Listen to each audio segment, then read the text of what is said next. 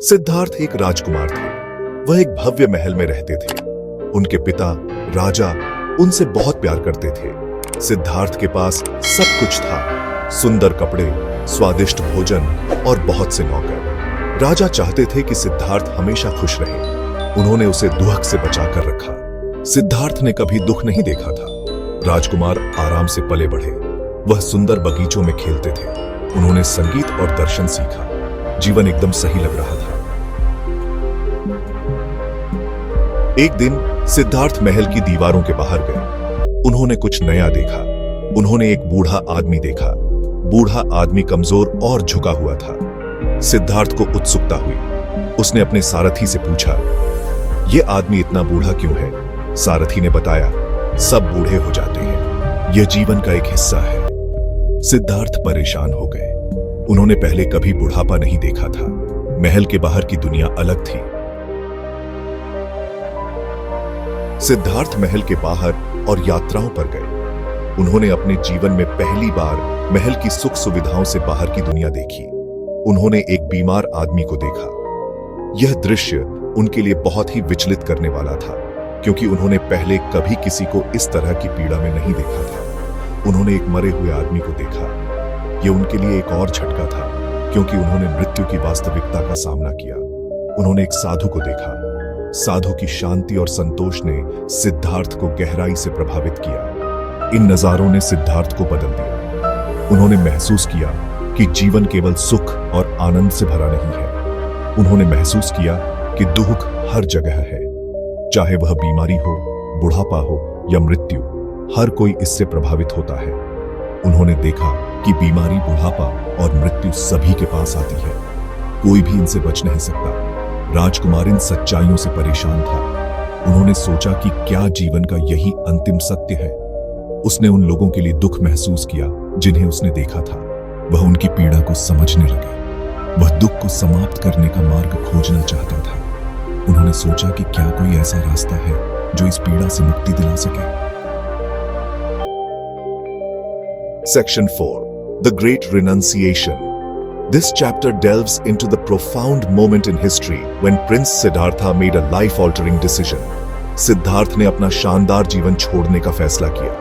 उन्होंने अपने महल, अपनी विलासिता और अपनी सभी सांसारिक संपत्तियों को त्यागने का निश्चय किया। वह जीवन के सबसे बड़े सवालों के जवाब खोजना चाहते थे।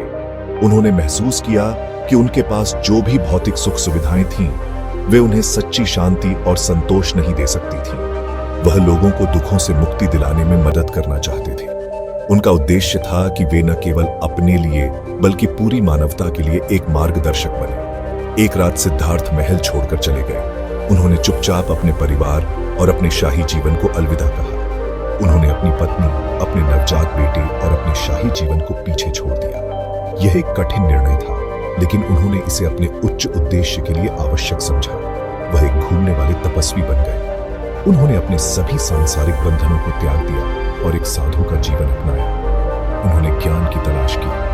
वह विभिन्न गुरुओं और साधुओं से मिले, जिन्होंने उन्हें ध्यान और आत्म अन्वेषण के मार्ग पर चलने के लिए प्रेरित किया। उन्होंने ध्यान किया और साधु पुरुषों से अध्ययन किया। उन्होंने कठोर तपस्या की और अपने मन और आत्मा को शुद्ध करने के लिए विभिन्न साधनाओं का अभ्यास किया। वह एक साधारण जीवन जीते थे, जिसमें बहुत कम संपत्ति थी। उन्होंने सादगी और आत्म अनुशासन के माध्यम से सच्चे ज्ञान और मुक्ति की खोज की। कई वर्षों तक सिद्धार्थ घूमते रहे और सीखते रहे। उन्होंने दुखों को समाप्त करने के लिए अलग अलग तरीके आजमाए। उन्होंने एक बोधि वृक्ष के नीचे ध्यान किया। एक लंबे ध्यान के बाद उन्हें ज्ञान प्राप्त हुआ। वह दुख के कारण और उस पर काबू पाने के तरीके को समझ गए। वह बुद्ध, जागृत व्यक्ति के रूप में जाने गए। बुद्ध ने सिखाया कि सच्चा धन पैसा या संपत्ति नहीं है। Instead, he emphasized that material wealth is fleeting and often leads to more suffering and attachment. सच्चा धन आंतरिक शांति और करुणा है। True wealth, according to Buddha, lies in the serenity of the mind and the compassion we show towards others. जब किसी ने बुद्ध से पूछा, क्या आप एक अमीर आदमी हैं? He was asked this question to understand his perspective on wealth. उन्होंने उत्तर दिया, मैं दुनिया का सबसे गरीब आदमी हूं। This response was profound as it highlighted his complete detachment from material desires. उनका मतलब था कि उन्हें भौतिक चीजों की कोई इच्छा नहीं थी। He found no value in accumulating possessions, which he believed only led to more suffering. Buddha को ज्ञान और करुणा में सच्चा धन मिला। For him, true wealth was found in the pursuit of knowledge and the practice of compassion. उन्होंने दूसरों को भी ऐसा ही करने की शिक्षा दी। He encouraged his followers to seek the same path, to find their own inner peace and compassion.